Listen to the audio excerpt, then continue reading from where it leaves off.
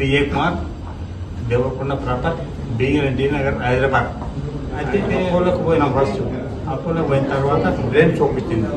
తర్వాత బెస్ట్ ఏదని physiotherapy enquiry చేస్తే శ్వాస బాగుంటుందని చెప్పారు.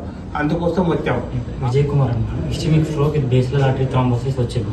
తర్వాత ఇక్కడ ఉచ్ఛ్వాస రావడం జరిగింది. ఇనిషియల్ ఎంఎంటీ వచ్చి మనకి అప్పర్ లింగ్ లోయర్ లింగ్ వచ్చి 3 ఉండేది. సో ఈ independent walking under supervision achieve. నా పేరు ఎన్ ఝాన్సీ, డాడీ పేరు Nandoju Vijay Kumar, retired RTC employee.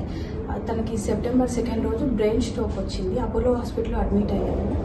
September 5 రోజు మెకానికల్ థ్రోంబాక్టమీ జరిగింది. అక్కడ నుంచి డిశ్చార్జ్ అయ్యేసి 12th సెప్టెంబర్ రోజు నైట్ ఉచ్ఛ్వాస్ రీహాబ్ సెంటర్కి వచ్చాను. అక్కడ 13th రోజు నుంచి డాడీకి ట్రీట్మెంట్ స్టార్ట్ అయ్యింది.